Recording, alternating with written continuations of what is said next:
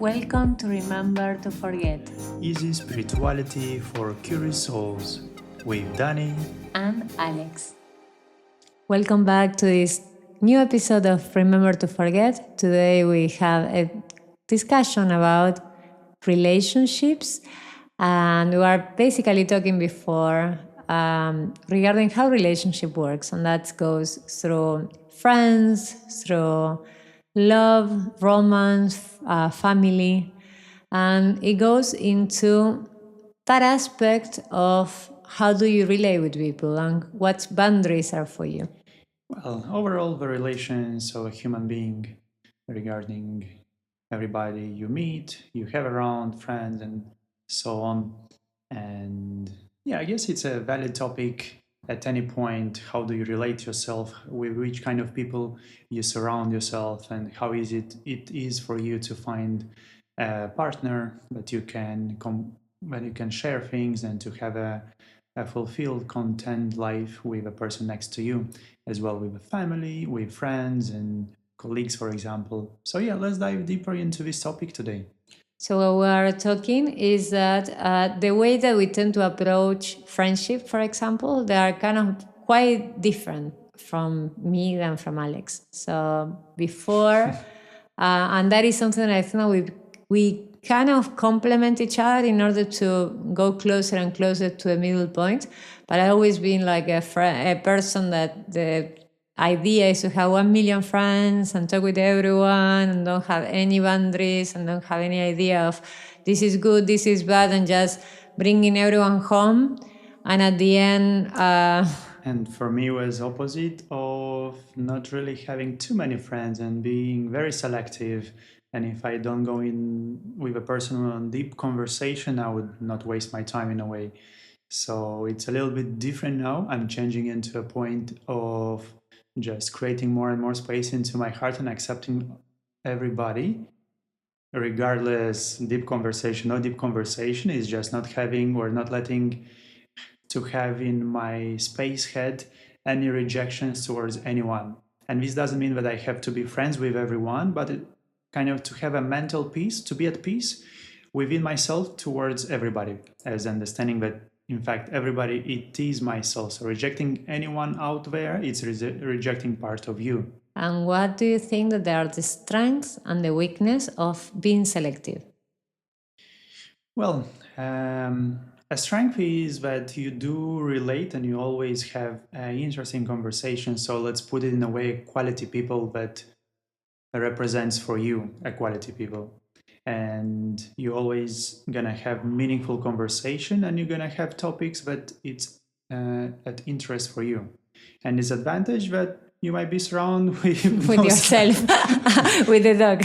with not so many of such people, and sometimes the mind it can be very tricky and you can act on these based on your wounds, and which not necessarily it's a healthy and having a content life. You can act out of them and you just remain lonely at the end of the day, and because you don't want to share any topic which is not in the interest of you, which being acted from the wounds, yeah, is not so healthy. So I guess it's important to have awareness into this and to take a minute, take a pause, and to see from which point you do select the people. Is it because you do reject and you don't want to see a certain type of people because this is something that you don't accept in yourself, or you are actually fine and you at peace and you just Yes, sometimes what it tends to happen is more and more now is going to that thing of being an empath or being a narcissist or whatever.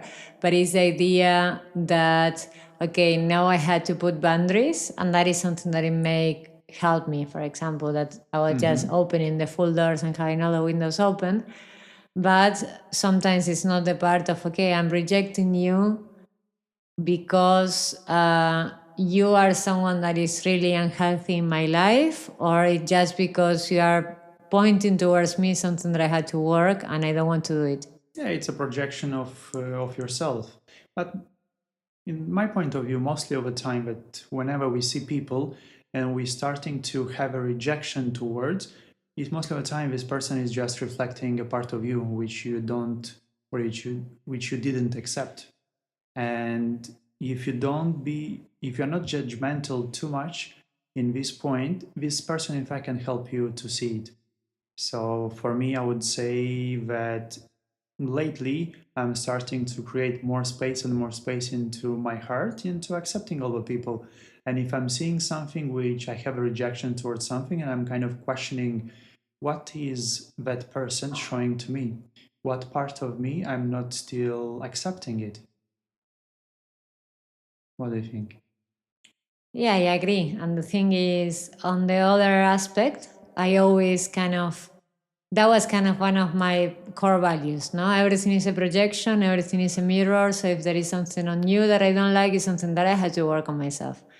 And that bring me to the place where, for example, if there is someone that is doing something that I don't like, I will make friend with this person in order to create the connection and the compassion, and to bring that thing that for me was the wrong perception into my life.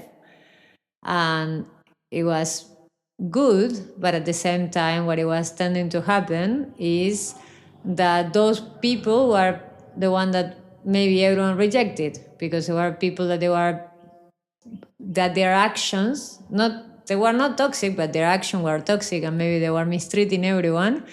So at the end, I was the only one available because everyone else already closed the doors.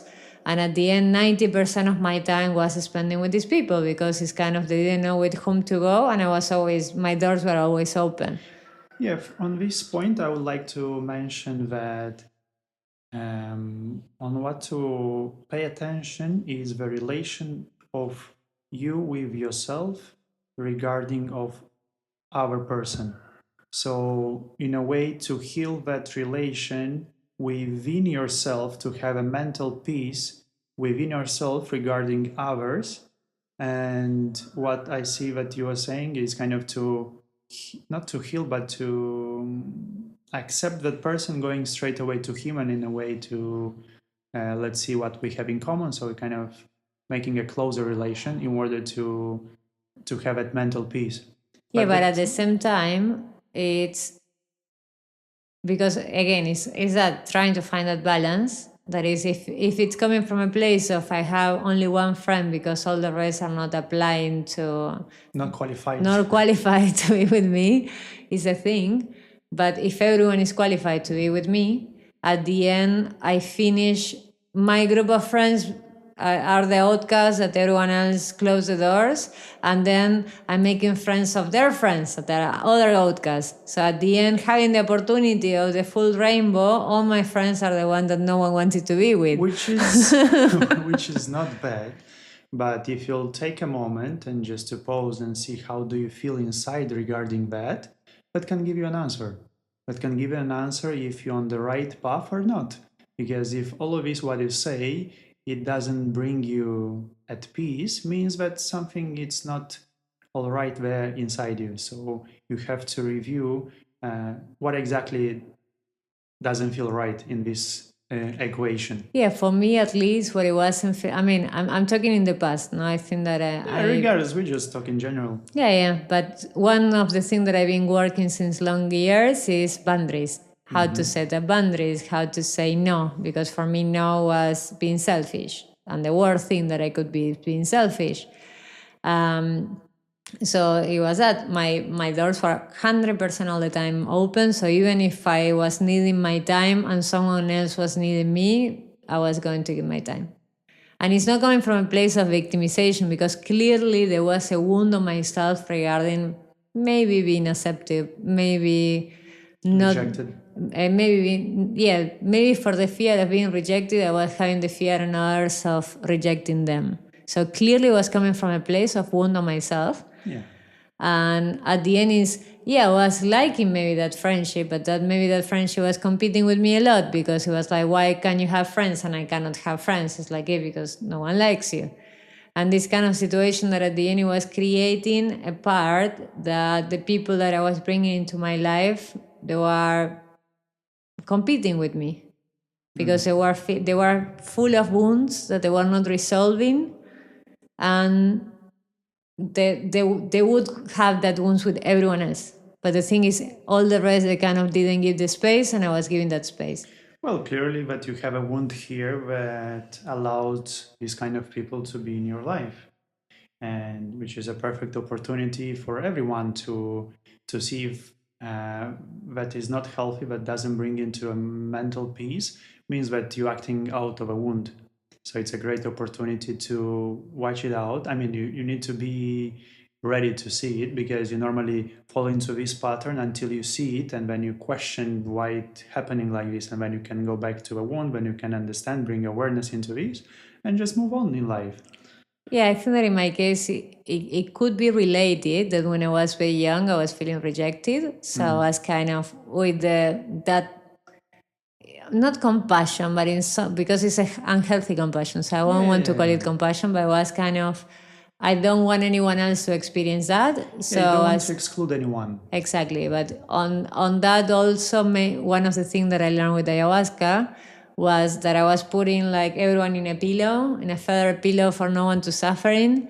But sometimes you do need to break your teeth in order to maybe questioning, maybe I'm doing it wrong. But if you're always Yes, having this is someone what- there, I guess this is what is life about, no? It's kind of to understand who you are, and this process you just break your teeth, break your legs, until you learn, until you discover, understanding what's good or bad, or maybe there is none of them, and so on. yeah, and is the ego identifying as the savior, the healer, it's again another ego trap. Yeah, and I want to to divert this topic as well into a romantic point of view. But normally we do tend to choose our partner based on the wounds as well, or as we were saying, to make a big list of a qualification of a partner. So it's kind of, you're going in two extremes. Sometimes you're kind of going exactly opposite what you should need, or sometimes you're just waiting until the perfect match will come. So in the mind you have a perfect person that will match your partner, and it will never rise. Yeah, and that's going to just Tindering and dating everyone. And I mean, if it's coming from a place of one date, one night stand, I mean, there we can have another conversation regarding it's how okay. sexuality can affect your energy. But I do have friends that they are looking for a husband in Tinder, and they are having like random dates with guys that they're meeting in Tinder. Maybe you can find it. I'm not saying that the chosen one is not on Tinder, but the chances are very low, and you're expecting from Tinder to bring your husband. I will say that in general, if someone would like to have a healthy relation, someone which will help them to evolve, to grow, and to have a content life, I would say that will have to be honest with himself, with herself, about what do you want from a relation, and kind of putting on the paper, okay, from a relation I want to feel at peace with this person. I don't want to have conflict, so I want to have a peaceful relation. And I want to have a person with whom I will travel. I want a person which can share with me common interests. But what I find funny on that is, for example, I think that we are all thinking about at least, but then we tend to choose the one that is bringing a lot of butterfly on yourself, and it's like, no, I cannot sleep and I'm thinking of him all the time. And instead of bringing you peace and easiness, it's bringing you all the fire of, I'm alive. Because for me, this one is not bad, but it's having such a rush at the beginning. So whatever is going up eventually will go down. That's kind of It's low bound to physics, happen. low physics, and it doesn't mean it's bad, but in a way to be aware of it. And for me, I think with maturity, kind of talking in my experience with you, is that from very beginning I didn't have kind of a spike of emotions and a butterflies. It was just a peaceful sensation. It's kind of, I was feeling at peace, thinking about. It's not thinking about you, but being with you. It was feeling peace, and kind of analyzing my previous relationships, I could say yes, butterflies and this and that. And from this relation, I was feeling peace. And the mind was starting to analyze, predict, and to put in the boxes the person with whom which was you. So I was putting Daniela in the boxes. Okay, can she cook? Can she do this? Can she do that? Is it matching my expectations regarding a partner? But at that point, I was getting to a level of maturity of saying, no, I don't want to do this. I don't want to tick the boxes of my expectations. I will just gonna follow my heart, in a way, my sensation, my inner voice, my inner guru about this person. So I wouldn't allow the mind to go into judging, discriminating. Is it matching, not matching? Okay, 2 points here, minus 3 points here. So you make a total at the end. So you say, is it worth it or not? This is kind of a logical approach towards a relation, which I think in the relation, it's not enough to have, I wouldn't put it successful relation, because it's not a success. It's to have a content, an expansive relation, which expands. It have to go more deeper into that. It kind of have to cool down the mind and to connect with your inner voice and to listen it. So in my case, I was having a very peaceful state. It was bringing me peace. And it was a kind of tranquility which I was feeling within, and I was trusting it. For somehow my inner voice was just trusted. And it was a moment in my life when I was starting to connect with my inner self. So I was always, when listening to it, it never betrayed me. Never betrayed me. When I was honest with it and listening, my inner voice, not the mind, because sometimes the mind can play tricks and say, yeah, I'm the inner voice. I'm the voice. I'm the inner voice. No, it's not that one. I'm talking an inner voice which is not related to the mind. And I just followed it. And yeah, here we are, 6-7 years later. And I will encourage everyone into connecting with the inner voice, and a great guide in order to follow life, to follow not successful, but content life. Yeah, and the thing is, I believe that in order to hear that inner voice, quietness has to be there. And that's a tricky aspect. That's why I'm saying that in the moment that you start to feel all these butterflies, you have so many voices there. It's like, yeah, he's the one. It's like, no, but he doesn't know how to cook. But he's a player. And it's super hard actually to cool down and to connect with what is actually your inner guru. Yeah, and I want to say with this, sorry to interrupt you. Normally, in the past, I will kind of choose a partner based on my understandings, what would be a perfect match. But this perfect match is coming from experience of your previous relationships. So with time, you kind of reshape them, and as well coming from what your parents told you what a good match will be, or the society. So basically, there are mental constructions from around how it would be a perfect match. And no, it's not working like this, not at all. Mostly it's following this concept of choosing a partner, which eventually going in life, you're starting to understand that this is not enough. This is not enough just to have a content relation, an expansive relation.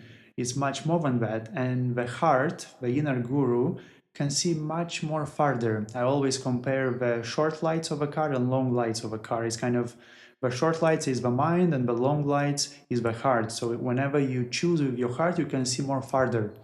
That's why for me, with time, I learned to just trust my inner voice and to see it, not to choose with the mind, because the mind is very limited, doesn't see too far away. And sometimes also what it tends to happen when you choose from the mind, I think that's happened especially with women, but I did hear that from guys, it's to fall in love with the potential. Oh, yeah. So it's like, oh, yeah. So it's like, yeah, today he's not cooking, he's not doing this, he's not doing anything that I wanted to have, but on the future, he's going to be the one, because I will change him. And that's the massive trap. I'd say this is a big mistake to fall for the future. I will change him based on what do I need. It's such a toxic start. Yeah, and also for the other person, it's like, oh, you're taking me as a package. You like part of the package, and I will kind of a puzzle, and I will move the other ones.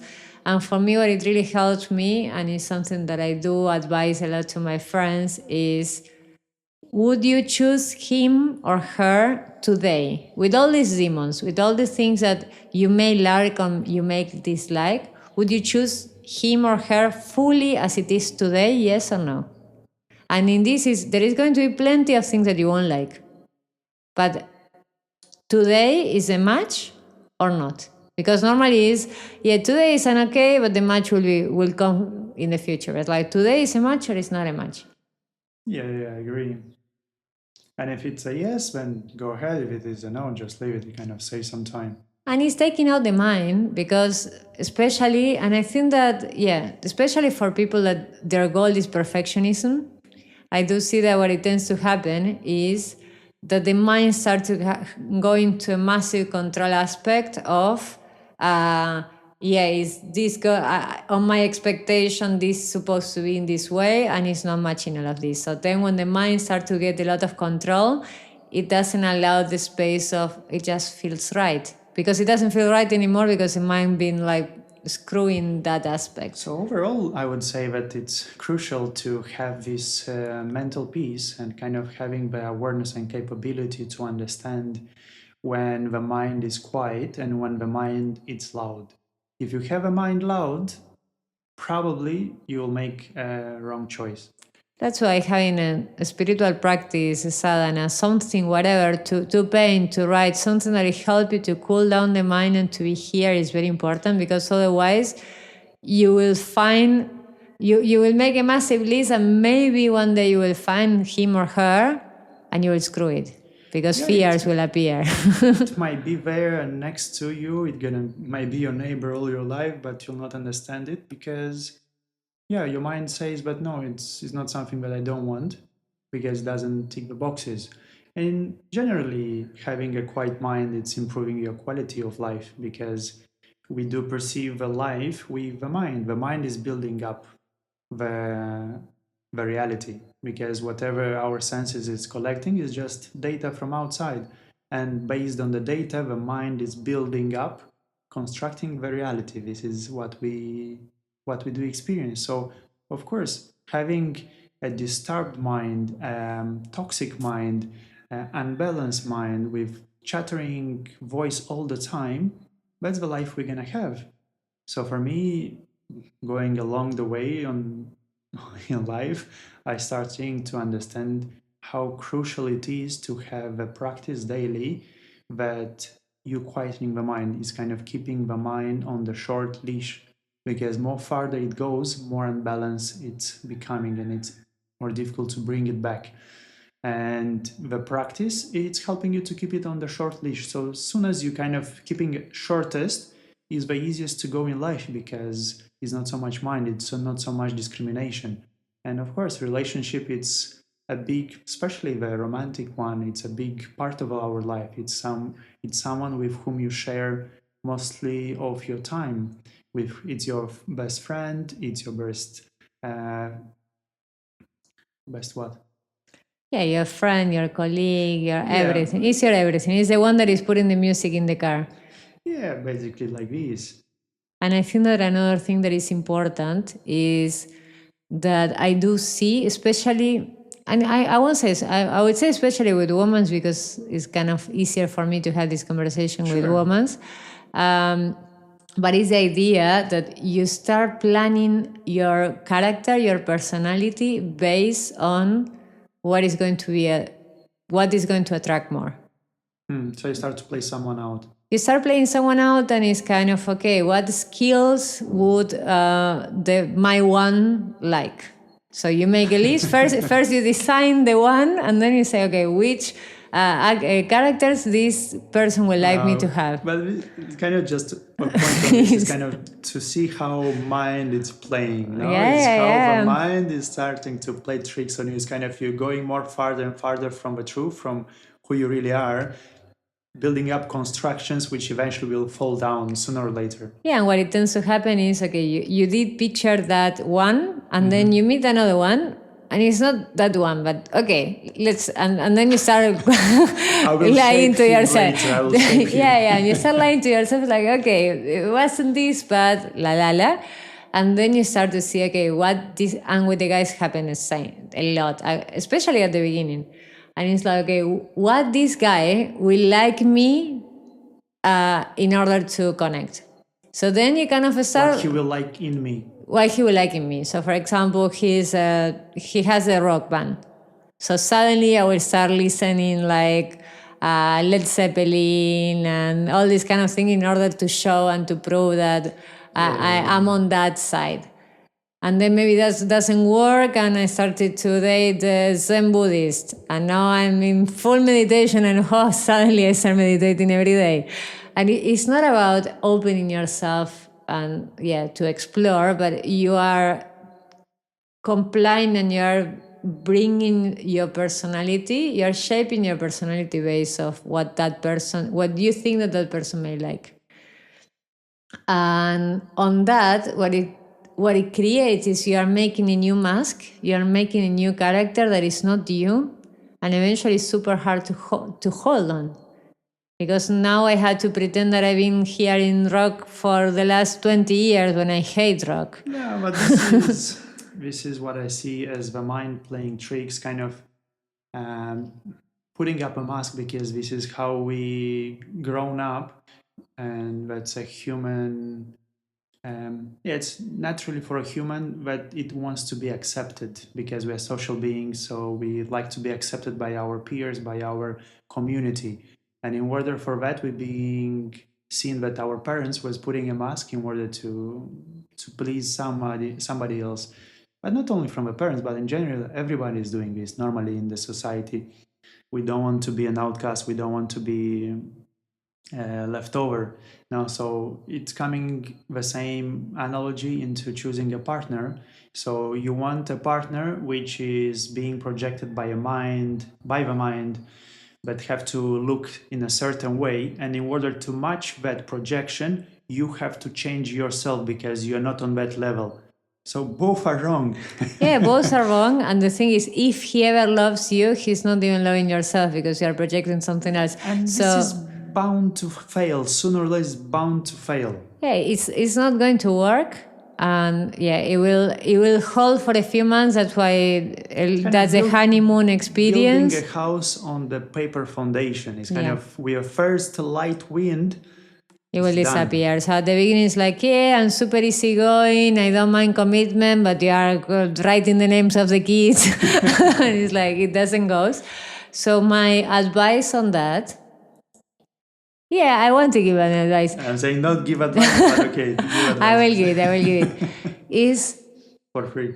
For free. That's why he didn't want me to give an advice. That's a one-to-one session.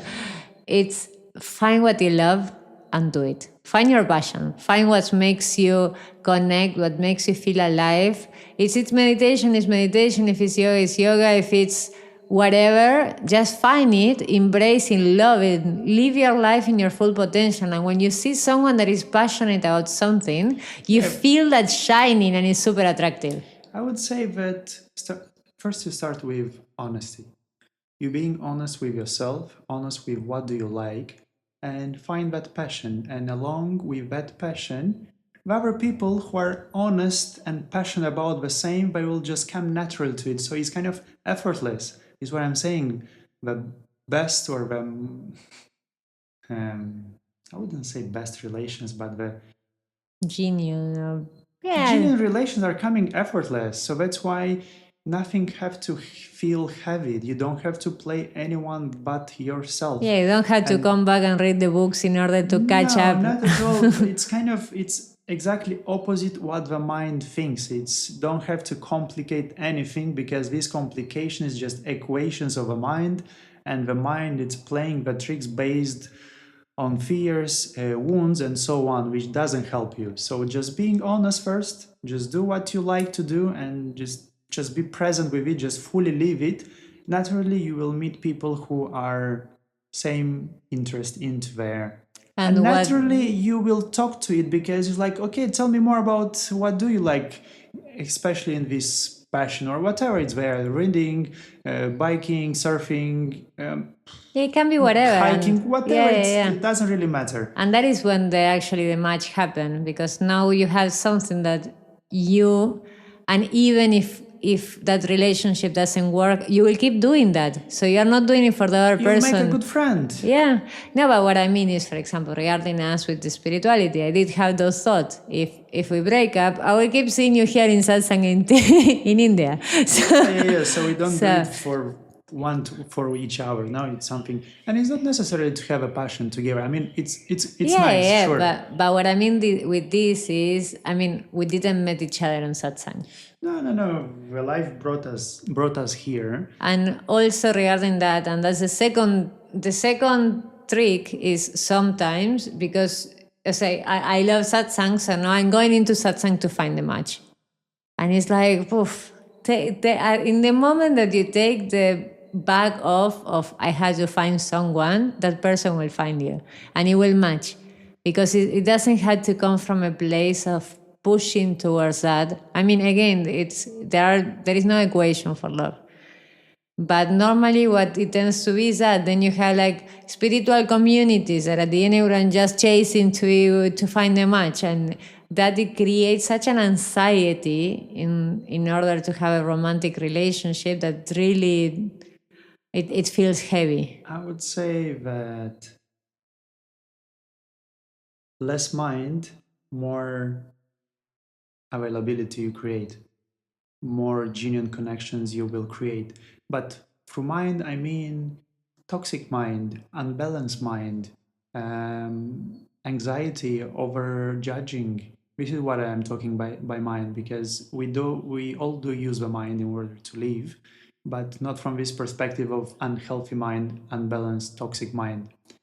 So, And yeah, we can keep talking for this for hours and but it's hours. something which we do feel confident, easy, effortless to talk about, and yeah, just wanted to share on this topic. Hope you'll find it useful, and yeah, catch you next time. Ciao, ciao. Ciao, ciao.